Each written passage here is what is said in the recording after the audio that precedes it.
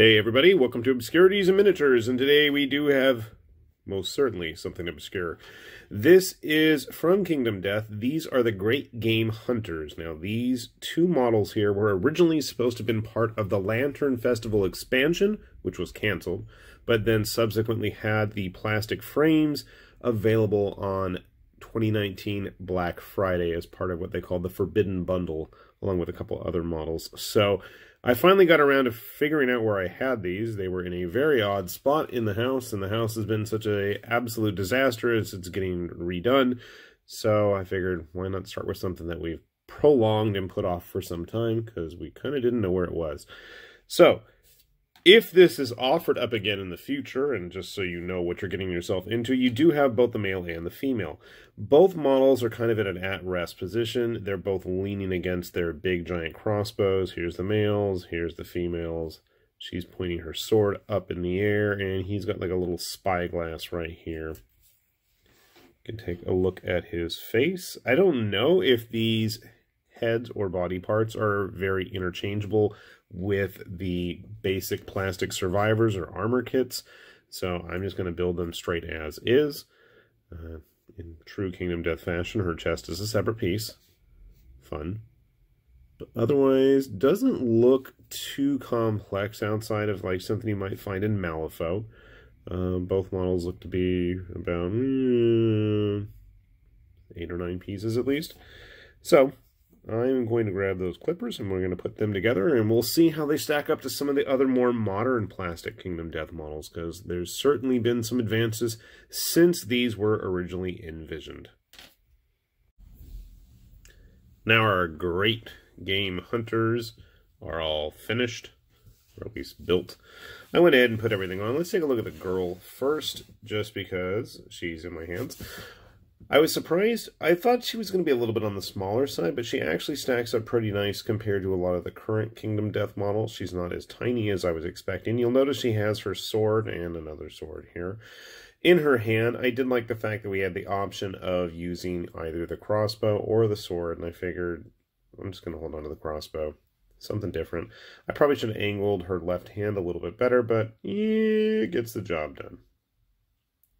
She actually has both feet touching the base, thankfully, since she is plastic. If you're boring like me and don't bother to do a whole lot outside of gluing them on these bases, then you're good to go. Detail's pretty nice. Kit itself went together fairly easily. No real complaints there. Except for the sword. I couldn't figure out at first where that exactly went. And the contact points for the shirt sleeves were a little bit shallower than I would have liked, but you know, I'll chalk that one up to being just a bit of an older kit, and it's just now getting released, so we have gotten spoiled in the time since then. For the male, he's got a fabulous pompadour, and that's about it. He's kind of plain, and I mean, to be honest, they're both kind of plain in terms of both their pose and their gear. I think, again, the leaps that they've made in terms of plastic model composition and quality for Kingdom Death stuff has just kind of gone way past where they were a few years ago when the Lantern Festival was originally supposed to have been released. Not to say he's a bad kit or anything. I don't want to think that, and I wouldn't want to say that. But yeah, be prepared to pay for these, because unfortunately, you know, these are going to be really hard to find. Hence why they're here on Obscurities and Miniatures. How they stack up, though? Well, if you have no idea what a Kingdom Death figure is like, they do tend to be a little bit larger than your average 28mm model. Now, they may not be up to Conquest proportions. They're getting there, especially the newer stuff. But grabbing our Twilight Cloak wearing companion, who was included in this set as well, and also originally a member of the Lantern Festival expansion. You can see he's a little bit bigger. Grabbing a current plastic Kingdom Death model. Again, you can see they stack up all right. They don't look totally out of place, but our new, like, is it Aya? I don't remember. Ava? She's one of the 10th anniversary survivors. You can see that she's quite a bit larger, both in just terms of size, bulk, proportion, body shape, base even. There's a lot more going on there.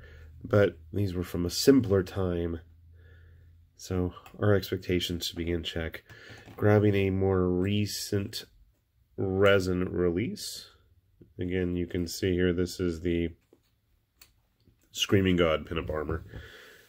I guess they're a little bit bigger these days.